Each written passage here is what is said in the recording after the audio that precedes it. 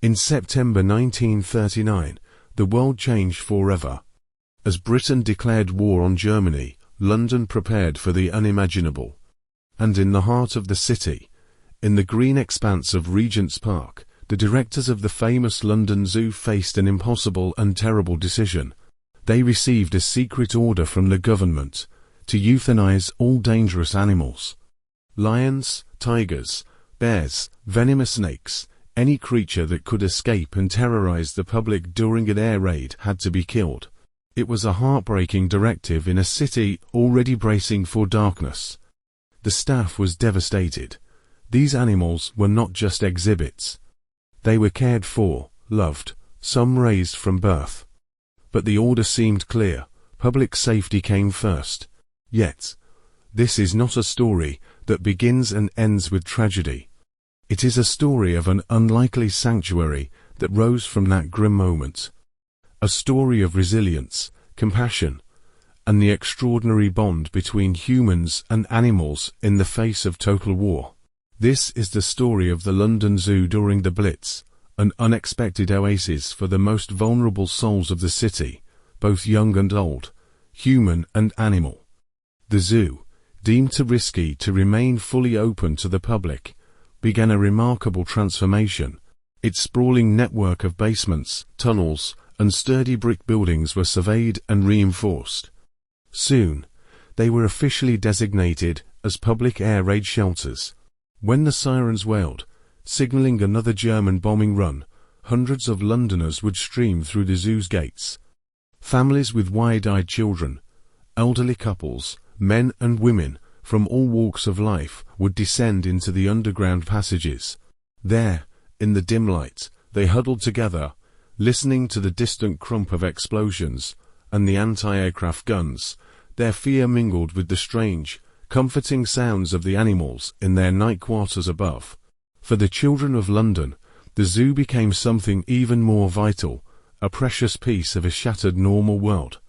Amidst the rubble, the rationing, and the constant anxiety, the zoo offered a magical escape. School trips were carefully organized and continued throughout the war. The laughter and excited shouts of children once again echoed around the penguin pool and the Mappin terraces. For a few precious hours, they could forget about gas masks and blackout curtains. They could be captivated by the majestic gait of a giraffe, the playful antics of the monkeys, or the steady gaze of a gorilla.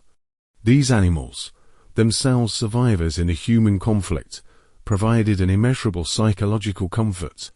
They were living proof that beauty and innocence still existed. The animals themselves had their own wartime odyssey.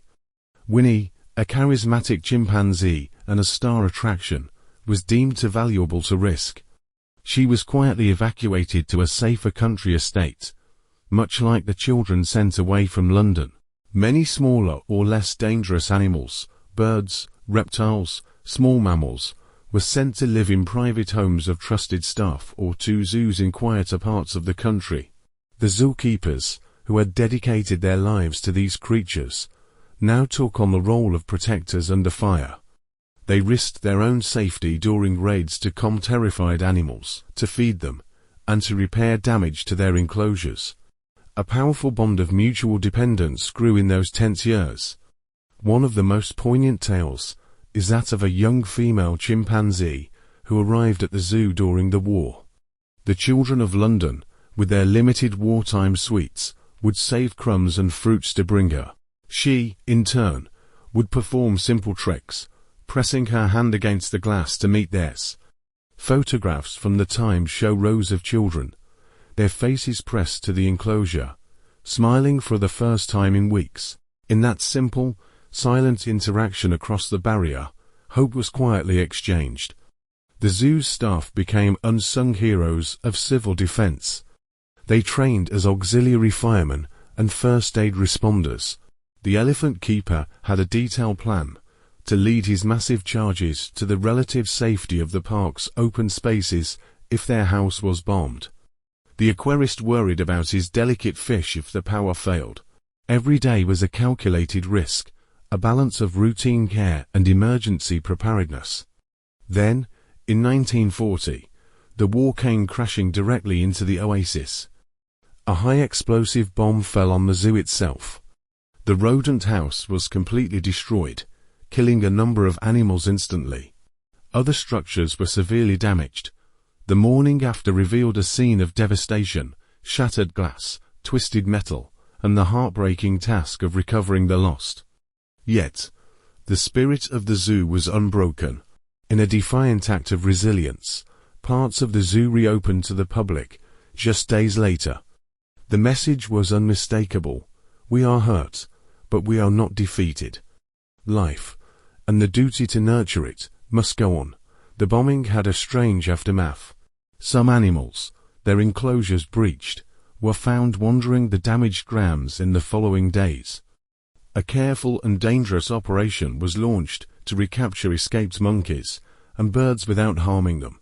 This event led to improved and more compassionate emergency plans, ensuring the safety of both animals and rescuers in the future. When the war finally ended in 1945, the London Zoo stood not as a mere casualty, but as a powerful symbol of endurance. It had navigated the unthinkable. It had saved the majority of its animal residents. More importantly, it had provided shelter, distraction, and a crucial thread of normalcy for a city under siege, especially for its children. It taught a profound lesson. That courage can be found in the quiet dedication of a keeper, in the defiant laughter of a child watching a penguin, and in the collective will to preserve life and wonder in the face of utter darkness. The story of the London Zoo during World War II is a forgotten chapter of the home front. It is a testament to the unbreakable bond we share with the natural world, and a stunning example of how, in our darkest hours, the instinct to protect the innocent, be it a child, an animal, or a simple moment of joy, can create the most unlikely shelters of all.